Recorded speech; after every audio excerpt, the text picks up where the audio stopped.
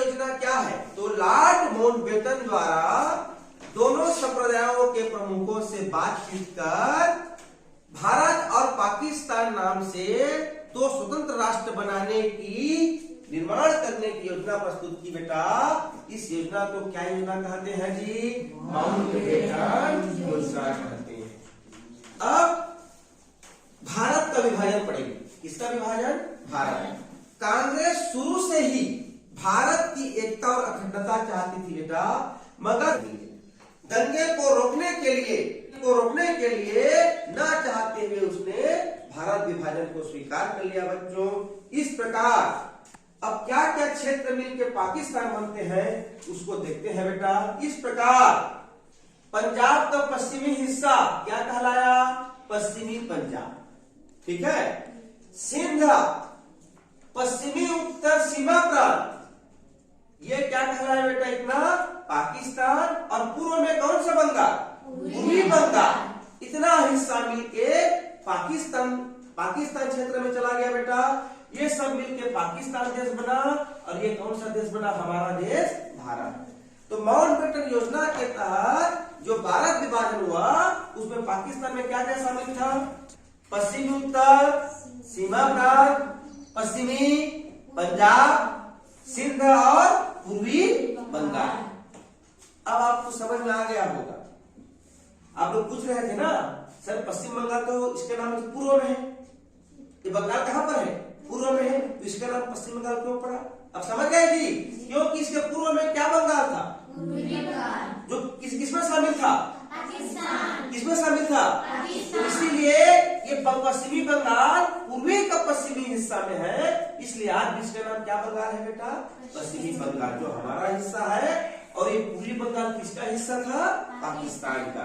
बाद में फिर इस पूर्वी बंगाल ने पाकिस्तान से अलग होकर एक नया देश बना। कौन सा देश? बांग्लादेश। इसकी राजधानी क्या है बेटा? ढाका। हमारे का विभाजन भारतीयों के लिए बहुत दुख की घटना थी। विभाजन के बाद भी अनेक स्थानों पे दंगे हुए बेटा। इससे धन और जन की हानि हुई। ये दंगे नहीं होना चाहिए, ये समाज के विकास के लिए बाधक होती है बच्चों। हम ठीक है, इसीलिए हम सब धर्म के लोग, हम सब भाई भाई हैं बेटा। आपस में हमें भाईचारे के साथ रहनी है, ठीक है। विभिन्न धर्मों को हमेशा मिलजुल कर क्या करना चाहिए? रहना चाहिए। विभाजन के बाद बच्चों, भारत के विभाजन के बाद अनेक आर्थिक समस्या हुई। कैसे समस्या? कारखाने कहाँ रह गए? कपास क्षेत्र कहाँ चला गया? पाकिस्तान कपास उत्पादन करता था, लेकिन उसके पास क्या नहीं थे? भारत के पास कारखाने थे, तो क्या उत्पादन नहीं कर सकता था? ये समस्या हुई। दूसरी चीज, जो सिंचित क्षेत्र था गेहूं का, चावल का, वो कहाँ चला गया बेटा? पाकिस्तान में। इसलिए हमारे देश में कुछ दिनों तक किसका भाव रहा? अन्न का। फिर भारत में, ठीक है जी, अधिनियम। अब क्या पढ़ना है हमको? भारतीय स्वतंत्रता अधिनियम। तो माउंटबेटन योजना के आधार पर, इस योजना के आधार पे माउंटबेटन योजना, ये क्या योजना थी? भारत और पाकिस्तान नाम के कितने देश बनाने की? दो देश बनाने की। हाँ, तो माउंटबेटन योजना के आधार पे भारतीय स्वतंत्रता अधिनियम एक कानून इंग्लैंड की संसद ने, कहाँ की संसद ने? हाँ, कब पारित किया? 18 जुलाई 1947 को एक नया अधिनियम, एक नया कानून, एक नया एक्ट पारित किया बेटा। उसका नाम क्या था? भारतीय स्वतंत्रता अधिनियम। उसका नाम क्या था? भारतीय स्वतंत्रता अधिनियम। अर्थात भारत को आजादी करने के लिए एक नियम, एक कानून, भारत की आजादी के लिए एक अधिनियम, एक कानून कब पारित किया इंग्लैंड ने? 18 जुलाई 1947 को। इसमें क्या व्यवस्था थी? इसमें यह व्यवस्था थी कि 15 अगस्त 1947 को भारत और पाकिस्तान कितने दो स्वतंत्र राष्ट्रों के रूप ग्रहण करेंगे। क्या व्यवस्था थी?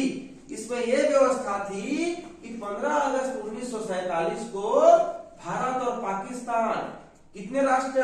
दो स्वतंत्र देश के रूप का ग्रहण करेंगे। ठीक, परीक्षा में पूछता है भारत की आजादी का कानून कब पारित हुआ?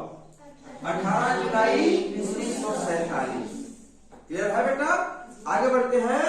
15 अगस्त के बाद इस कानून में यह भी कहा गया था कि 15 अगस्त के बाद भारत और पाकिस्तान पर इंग्लैंड का कोई अधिकार नहीं रहेगा।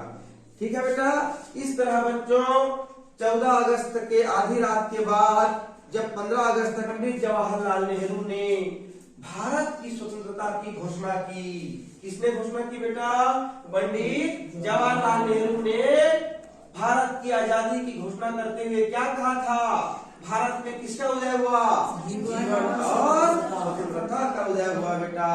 200 साल की गुलामी से हम आजाद हो गए। ठीक किससे आजादी मिली हमको?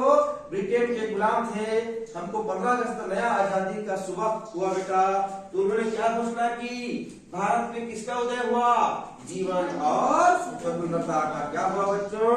उदय हुआ। जो संविधान सभा याद आ रहा है जी? जब याद करो इटली ने अपने 3 मंत्रियों को किस नाम से? कैबिनेट मिशन के नाम से भारत भेजा था। तो उन्होंने किसका प्रस्ताव रखा था? संविधान सभा। ये काम करना कब चालू की थी? 9 दिसंबर 1946। इसके अध्यक्ष कौन थे? डॉक्टर। तो जो संविधान सभा था बेटा उसको किसमें बदल दिया गया? संसद में, स्वतंत्र संसद में बदल दिया गया। तो प्रथम इस प्रकार से जो संविधान सभा के अध्यक्ष डॉक्टर राजेंद्र प्रसाद थे उनको क्या बना दिया गया?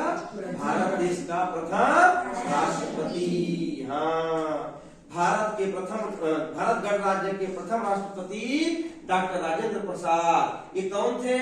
संविधान सभा के अध्यक्ष थे बेटा। इस प्रकार भारत के स्वतंत्र भारत के कौन से भारत के? स्वतंत्र भारत के पहले गवर्नर जनरल कौन बने?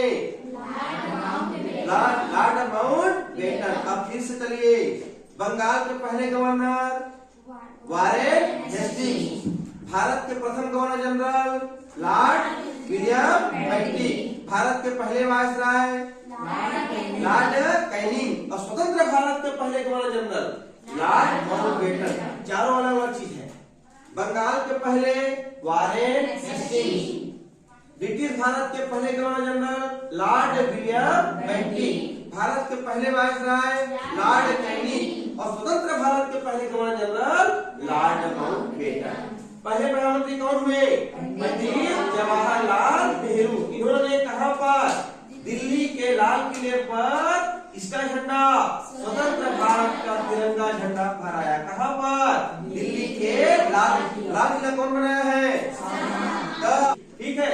और छत्तीसगढ़ के कहा? रायपुर में। और क्या मंत्री? आर के पाटिल ने बेटा तिरंगा झंडा फहराया था। इस प्रकार हमारा भारत देश के नए भारत के निर्माण का कार्य क्या हो गया बच्चों? शुरू हो गया।